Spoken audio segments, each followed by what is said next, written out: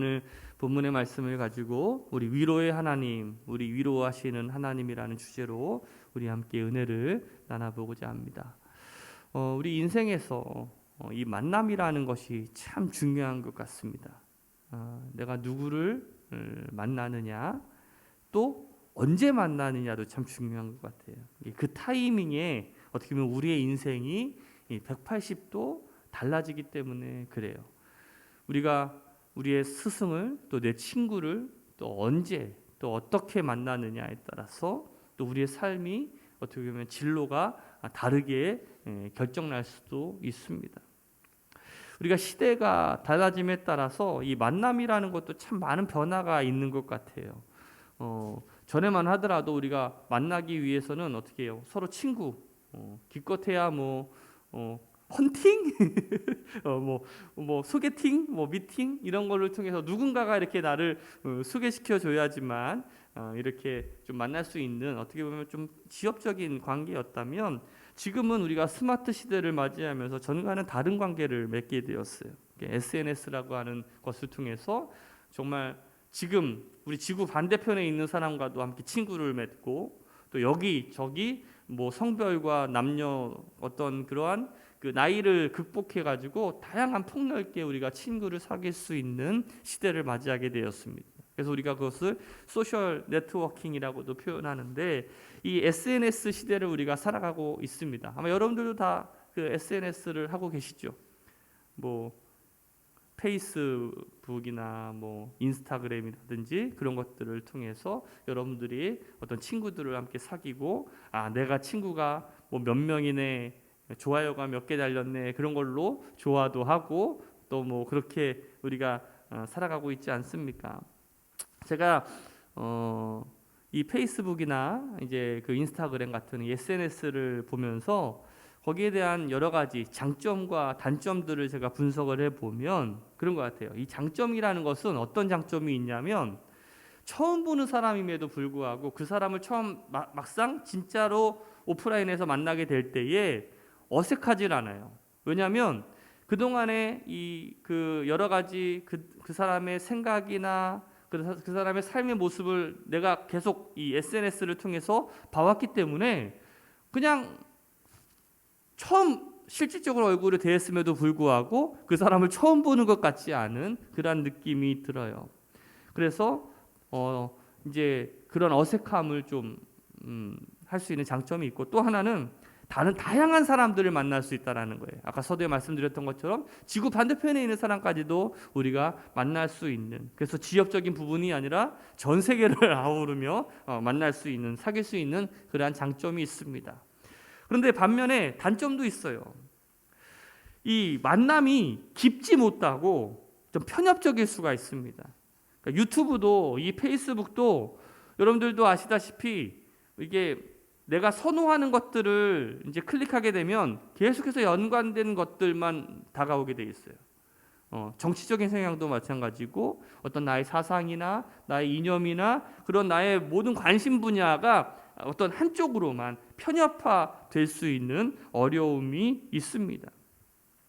그러니까 많은 사람들이 그냥 친구의 숫자나 좋아요 이런 거에만 관심을 갖다 보니까 정말 깊이 있는 진득한 만남을 갖기가 쉽지가 않더라는 것이죠.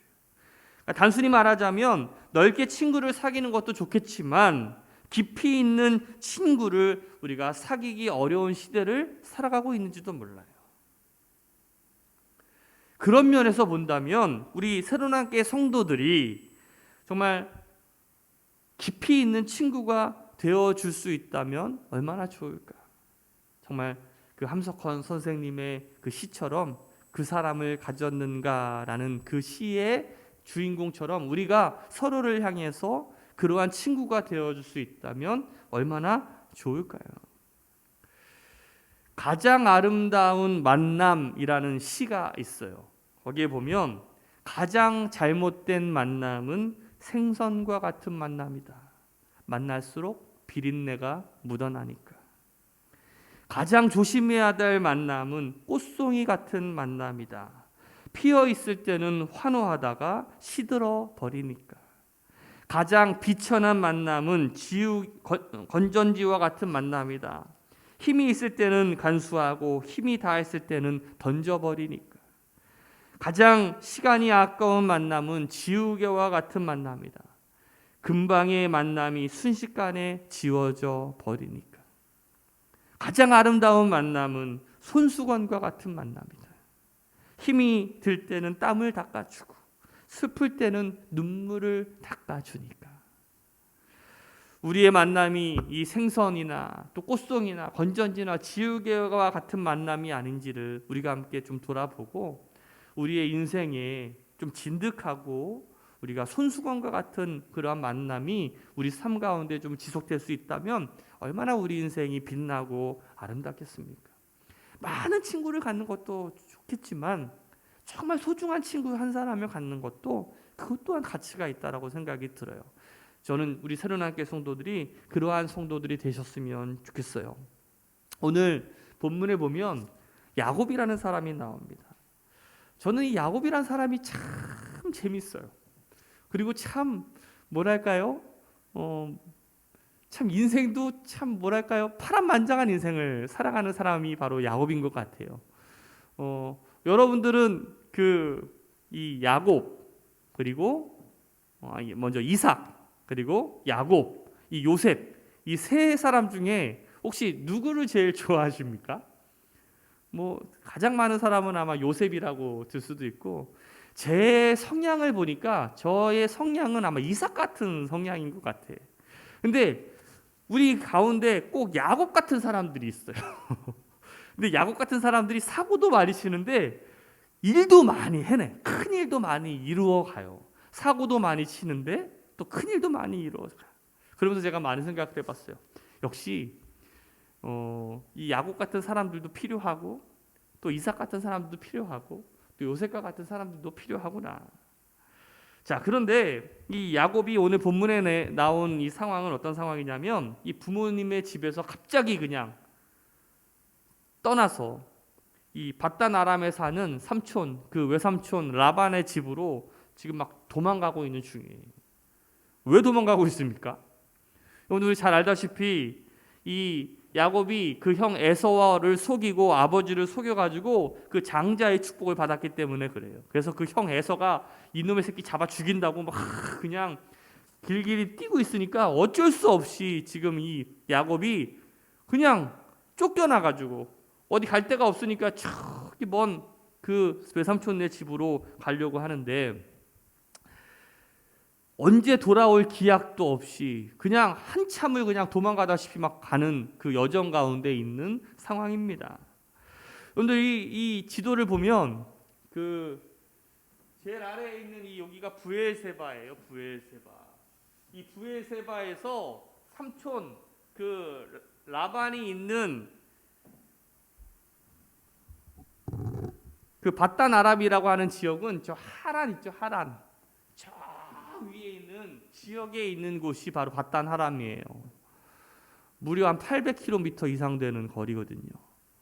지금 이 본문에 있는 상황은 이 브엘세바에서 100km 떨어진 위에 베델이라고 하는 그 지역에서 이 야곱이 하루길을 막 정신없이 도망가다가 제가 생각해 봤어요. 아, 하루를 막 정신없이 도망가면 100km는 갈 수 있구나.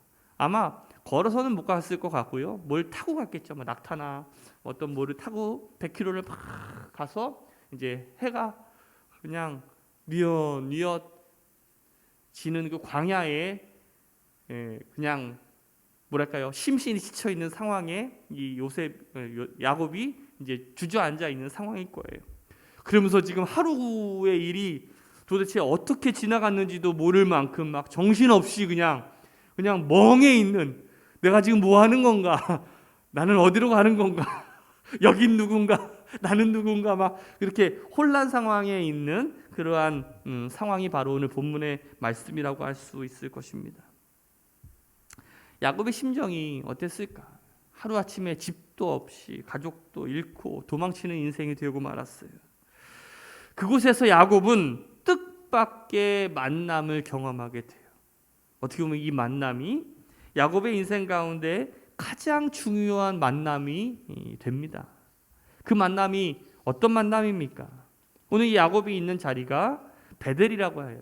베델이라고 하는 뜻은 하나님의 집이라는 뜻이 되는데, 오늘 바로 이곳에서 야곱은 그 하나님, 특별히 어떤 하나님을 만나게 되냐면 위로하시는 하나님을 만나게 되고 새로운 삶을 얻게 되고 새로운 용기를 얻게 돼요. 정말 어디로 가야 될지도 모르고 그 막막한 인생, 그 정말 답답한 인생, 정말 도망치는 그 인생길에서 이 야곱이 하나님을 만나면서 새로운 비전과 또 새로운 인생이 생겨나게 된다는 것이죠. 오늘 그 하나님이 바로 이 야곱에게 어떻게 약속하십니까? 다시 돌아오게 하시겠다라는 위로의 말씀을 주셔요. 이 베델의 사건은 절망 속에 있는 야곱에게 위로하시는 하나님께서 다시 너의 땅으로 돌아가겠다라는 약속의 말씀을 그에게 주십니다. 우리 15절 말씀 한번 읽어볼까요? 같이 읽읍시다. 내가 너와 함께 있어 내가 어디로 가든지 너를 지키며 너를 이끌어 이 땅으로 돌아오게 할지라. 내가 내게 허락한 것을 다 이루기까지 너를 떠나지 아니하리라 하시니라. 우리는 이미 야곱의 삶을 다 알고 있습니다. 왔던 길 그대로 다시 돌아오고 있거든요. 그런데 이 야곱의 어떻게 보면 입장에서는 지금 내가 어디로 가야 되는지도 모르고 다시 이곳으로 돌아올 수 있을지 기약도 없는데 그 위로의 하나님께서 나타나셔가지고 야곱에게 내가 너를 다시 이 땅으로 돌아오게 하겠다라고 말씀하고 있는 거예요. 여기서 이 땅이라는 것은 바로 자신이 살고 있는 고향, 가족에게로 돌아온다는 뜻이겠죠. 그런데 영적인 의미에서는 한 걸음 더 나아가서 이 땅은 가나안 땅이고 어떻게 보면 천국의 모형이고 하나님께서 약속하신 땅이에요. 어떻게 보면 천국은 성도들에게 가장 큰 위로 아니겠습니까?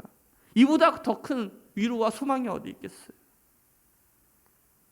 사도 바울이 이 고린도 교회 성도들에게 이 부활의 신앙을 증거하고 마지막으로 위로하면서 이렇게 당부합니다. 고린도전서 15장 58절 말씀에 보면 그러므로 내 사랑하는 형제들아 견실하며 흔들리지 말고 항상 주의 일을 더욱 힘쓰는 자들이 되라. 이는 너의 수고가 주 안에서 헛되지 않은 줄 알미라 라고 말씀하고 있습니다.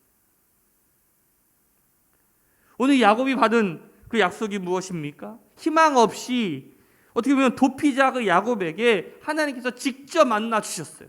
하나님이 직접 만나 주신다라는 것이 얼마나 큰 의미가 있습니까? 정말 우리의 삶에 힘들고 어려운 그 순간에 하나님께서 직접 우리에게 나타나셔서 우리의 위로의 말씀을 주신다면 그보다 더 큰 것이 어디 있겠어요? 그리고 하나님께서 야곱에게 이 꿈을 통해서 사닥다리, 이 천사들이 사닥다리를 왔다 갔다 하늘과 땅을 이어가는 그 사닥다리가 왔다 갔다 하는 그 오르락내리락 하는 그 환상을 보여주고 있지 않습니까? 우리 12절 말씀 한번 읽어볼까요? 시작. 꿈에 본즉 그 꼭대기가 하늘에 닿았고 또 본즉 하나님의 사자들이 그 위에서 어떻게 해요? 오르락내리락 하고 있다라는 거예요. 여러분들 이 사닥다리 계시가 어떤 것들을 의미합니까? 천국이 있음을 우리에게 알려주고 있는 거예요. 바로 이 하늘과 땅을 이어주며 오르락내리락 하는 그 하나님의 사자들을 통해서 이 야곱에게 이 하늘의 소망, 천국의 소망을 그 하나님께서는 주셨다라는 것이죠. 제가 여행사를 하는 후배가 하나가 있어요. 통화를 이제 하다가 이제 항상 우리가 뭐든지 요즘에는 전화하면 안부를 묻죠. 어떤 안부를 묻습니까? 코로나 안부를 물어요. 아, 코로나로 얼마나 힘들어. 그러면은 아유, 교회는 더 힘들죠. 그러면 여행사가 더 힘들지. 근데 한참 통화하다가 좀 신기한 얘기를 들었어요. 요즘 좀 괜찮다라는 거예요. 왜? 지금 뭐 아무것도 안 되는데 어떻게 괜찮아? 그랬더니 요즘 좀 괜찮대요. 상품이 하나가 나왔대. 일명 무착륙 관광 여행이라는 거예요. 이거 들어보셨어요, 여러분들? 비행기인데 그 비행기 여행을 하는데요. 우리가 뭐 스페인도 갈 수 있어요. 그리고 미국도 갔다 올 수 있어요. 단 착륙은 못 하고 그냥 다시 돌아오는 거야. 근데 여러분들 같으면 그거 가겠어요, 안 가겠어요? 비행기 12시간씩 타고 갔다 오는데 갔다 오겠어요, 안 갔다 오겠어요? 저 같으면 안 가는데 꽤 많이 갔다 오더라고요, 사람들이. 그래서 무려 6개월 만에 225억인가? 1인당 계산하면 142만 원 정도 들여가지고 갔다 온다라는 거예요. 왜? 그만큼 사람들이 답답하고 정말 그래도 비행기라도 타는 그거 보면은 기쁘잖아요. 여러분들 비행기 타봐서 알잖아요. 비행기 타러 가는 그 과정이 얼마나 즐겁습니까? 거기에 또 뭐가 있어요? 면세점 있으니까 그냥 사람들이 막 쇼핑하고 비행기 타고 막상 내려서 여행은 못하지만 그 여행 가는 그 기쁨이라도 누리려고 그냥 북적북적 하더라는 거예요. 그러면서 제가 생각을 해봤어요. 정말 얼마나 답답하면 비행기 타는 것만으로도 힐링하려고 할까. 여러분들 생각해 보세요. 비행기 타면은 12시간 동안 마스크를 다 벗지도 못해요. 얼마나 답답하게 하겠습니까? 그럼에도 불구하고 그 잠깐의 그거를 보려고 그렇게 여행하는 그 사람들의 마음 또한 우리가 이해할 수 있지는 않을까라는 생각도 드는데, 많은 사람들이 이 코로나가 풀리면 가장 먼저 하고 싶은 것이 무엇입니까? 라는 질문에 여행이래요. 여행 중에서도 해외여행이라는 것이. 우리 교인들하고 한번 코로나 끝나면 한번 갔다 와야 되겠다라는 마음을 먹게 되었는데, 여러분들도 그렇죠? 좀 여행 좀 가고 싶죠? 자유롭게. 우리가 해외여행을 가기 위해서 우리가 필요한 것이 있습니다. 우리가 여권을 준비해야 되겠지만 여권만 있다고 해서 우리가 해외를 나갈 수는 없어요. 해외 나가기 위해서는 그 나라에 입국해도 좋다라는 허가를 받는 뭐가 필요해요? 비자가 필요합니다. 만약에 비자가 없다면 그 나라에 입국할 수가 없겠죠. 여기서 우리가 생각해 볼 필요가 있어요. 하나님께서 이 땅의 삶에서 우리에게 주시는 것이 있습니다. 무엇을 주시냐면 인생 비자를 우리에게 주셔요. 인생 비자. 그 인생 비자는 하나님께서 각 사람에게 그 기한을 정해 주셨어요. 좀 짠하죠? 어떤 사람은 100세, 어떤 사람은 120세, 어떤 사람은 90세. 인생의 비자가 결정되어 있어요. 그런데 그 인생 비자를 가지고 이 땅에 사는 동안에 우리가 천국 비자를 받아야 돼요. 만약에 천국 비자를 받지 못한 채 우리의 육신의 삶을 우리가 마친다면 우리는 천국에 들어갈 수가 없는 거죠. 하나님께서 이 천국 비자를 주시기 위해서 예수 그리스도를 이 땅에 보내주셨습니다. 그리고 교회는 그 천국 비자를 발급할 수 있는 어떻게 보면 천국 대사관 같은 역할을 하는 게 아닌가라는 생각이 들어요. 그리고 성도의 삶은 반드시 이 땅에 있을 때에 천국 비자를 반드시 받아야 됩니다. 옆에 사람한테 한번 물어보세요. 천국 비자를 받으셨습니까? 시작. 우리 새로운학교 성도들이 이 천국 비자를 가지고 우리가 하늘나라의 소망을 가지고 살아가시는 주님의 믿음의 사람 되시기를 주님의 이름으로 축복합니다.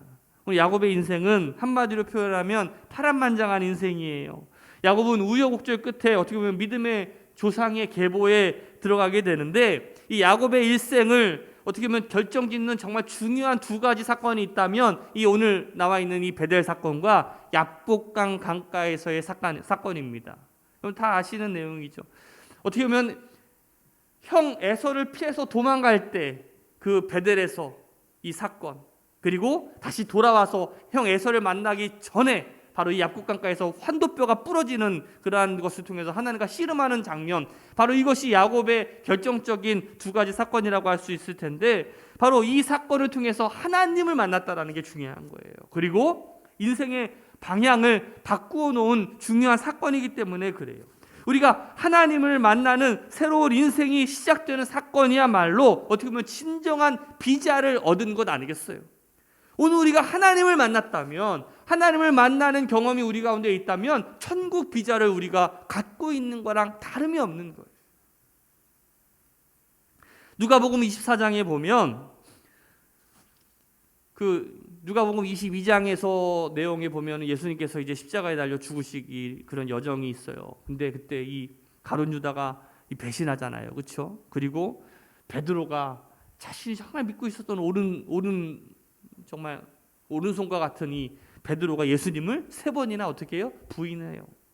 예수님께서 십자가에 달려 죽으시고 또 예수님을 따르던 많은 사람들이 이제 흩어지는데, 그때 예수님의 두 제자가 예루살렘에서부터 한 11km 떨어지는 그 엠마오로 이제 돌아가게 됩니다. 마치 장면은 그런 장면일 거예요. 아마 서쪽이었을 것 같아. 느낌상. 노을이 쫙 지고 있고요. 그렇죠?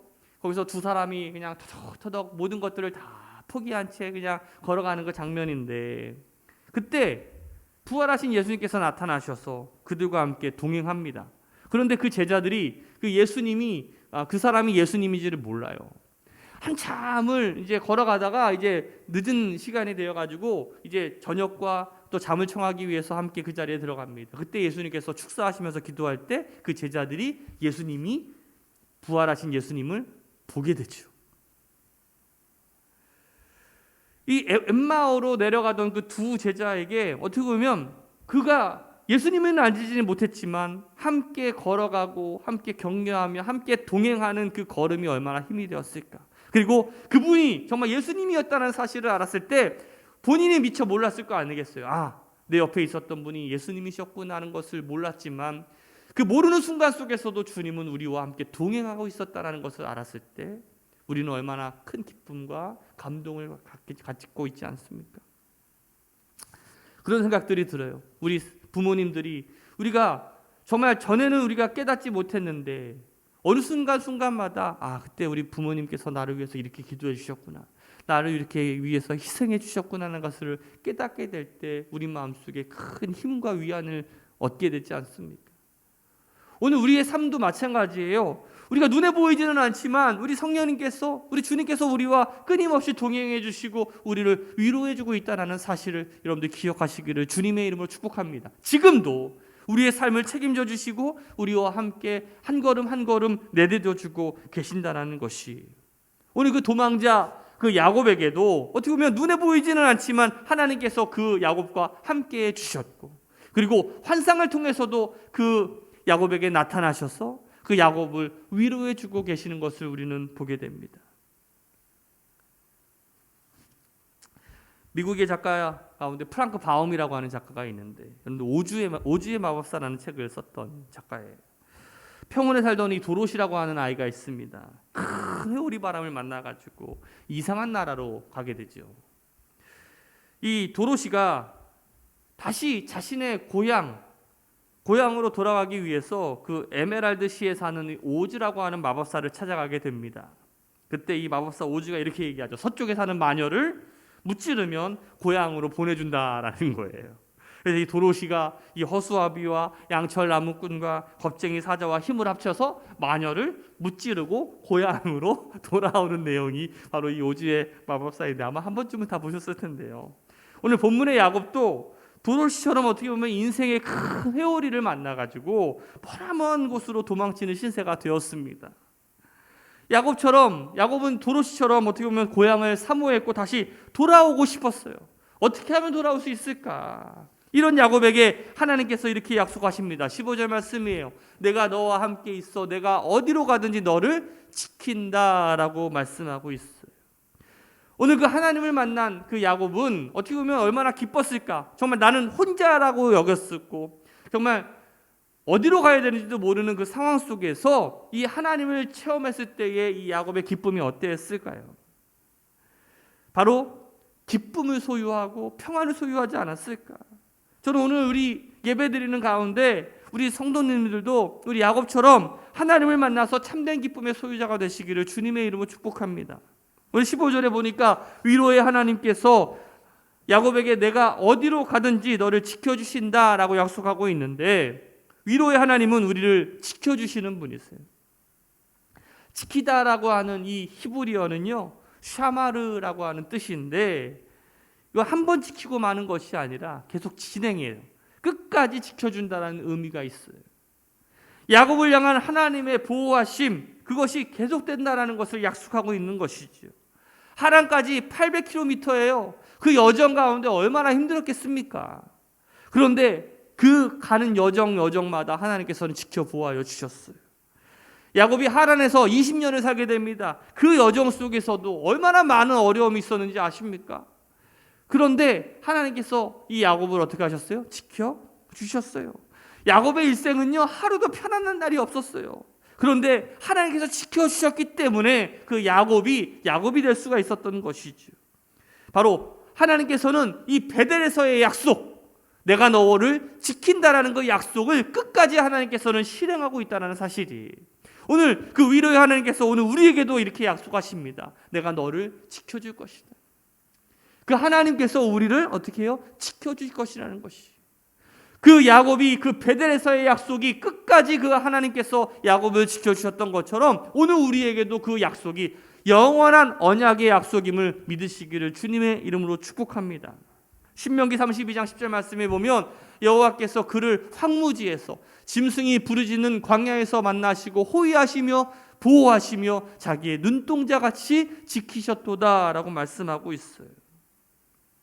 야곱이 그 하란에서 20년을 사는 동안에 정말 종살이 하듯이 정말 고생했잖아요. 그리고 그 가나안 족속의 침입으로 정말 죽을 위기가 몇 번이나 있었어요. 그럼에도 불구하고 이 베델에서의 약속은 끝까지 유효하다라는 사실이, 오늘 우리가 하나님이 나를 지켜주신다라는 그러한 확신을 가지고 살아간다면 우리들의 삶과 인생이 여러분들 어떻겠습니까? 얼마나 우리의 인생의 걸음을 용기 있게 내디딜 수 있겠어요? 저와 줌을 함께 공부하시는 성도님들은 제 배경을 아실 거예요. 금문교라고 부르는 이유는 골든 게이트 브릿지라고 하는 이 샌프란시스코의 상징이라고 할 수가 있겠죠. 총 길이가 2789m라고 하는데 아름다운 황금빛을 가지고 있대요. 그래서 금문교라고 불리우는데요. 이 다리를 건설할 때 처음 1년 동안에 23명의 사람이 떨어져 죽었대요. 그래서 이 건설회사 사람들이 많은 고민을 하다가 안전 그물망을 쳐가지고 더 이상 죽지 않는 사람이 나오게 되었어요. 떨어지는 사람이 있었지만 그래도 그 안전 그물망이 있기 때문에 더 작업 속도도 작업 능률도 20%나 더 높였다라고 하는 이야기예요. 그 안전 그물망이 있기 때문에 이 건설업자들도 인부들도 안심하고 그 일을 할 수 있었다라는 것이죠. 오늘 우리의 인생도 마찬가지예요. 오늘 우리를 지키시는 그 하나님, 그 하나님이 우리를 보호하고 있다라고 우리가 여기고 살아간다면 우리들의 인생의 걸음이 어떻겠습니까? 사실 제가 지난 시간에도 말씀드렸지만 우리는 사실 다 초보예요. 그렇죠?